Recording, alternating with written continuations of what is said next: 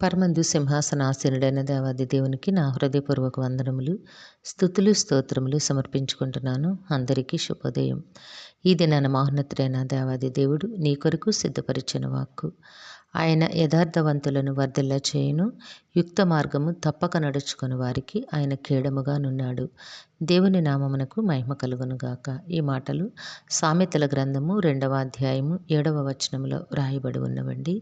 ప్రియమైన నేస్తమా, నీ దేవాది దేవుడు నీకిచ్చిన వాక్కు ప్రకారము నీవు ఎన్నడూ యథార్థతను విడువకుండా దేవునికి ఇష్టమైన మార్గముల యందు మాత్రమే నీవు నడుచుకొనవలను.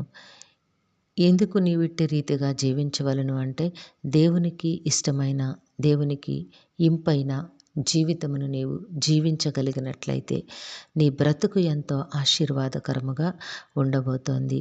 నిన్ను వర్ధిల్లింప చేయుట, నిన్ను ఆశీర్వదించుట, నిన్నొక గొప్ప ఉన్నతమైన స్థలములయందు కూర్చుండబెట్టుట, ఆ ఉన్నతమైన స్థానమును నీకు అనుగ్రహించుట దేవుని చిత్తమై ఉన్నది గనుక నేస్తమా, దేవుడు నిన్ను తప్పక వర్ధిల్లింప చేస్తారు, నిన్ను దీవిస్తారు, ఆశీర్వదిస్తారు. నీవైతే ఎన్నడూ కూడా దేవుని మార్గములను విడిచిపెట్టక దేవుని చిత్త ప్రకారము జీవిస్తూ నీ వలన నీ పొరుగువానికి ఏ హాని జరగకుండా దేవుని నామమునకు మహిమకరముగా భక్తి శ్రద్ధలతో నీవు జీవించు.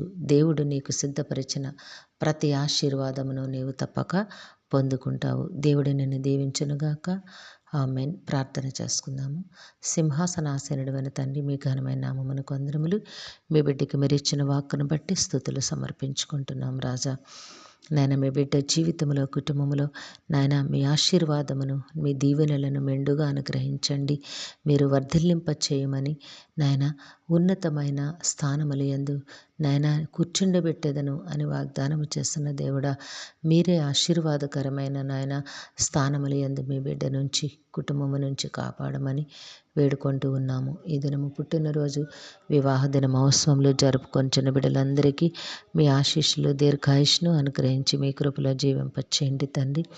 మా ప్రియులందరినీ, వారి కుటుంబములను మీ దివ్య హస్తములకు అప్పగించుకొంచున్నాం తండ్రి. వారందరికీ నీ కావలసిన ఆయురారోగ్యము, పరిపూర్ణమైన రక్షణ, దీర్ఘాయుష్యు, నెమ్మదిని ప్రసాదించి మీ శాంతి సమాధానంతో జీవింపచేయండి. మేలులతో హృదయాలు తృప్తిపరచండి. కుటుంబాల్లో ఉన్న ఇబ్బందులు, చింతలన్నిటినీ దూరపరచండి నాయన. మీ ఆశీర్వాదమునివ్వండి తండ్రి. మీ మేలులు నాయన బిడ్డలకు అనుగ్రహించమని వేడుకుంటూ ఉన్నాము. అనారోగ్యముల నుంచి విడుదల కలుగచేయండి దేవా. నాయన ఆరోగ్యమునిచ్చి నడిపించండి.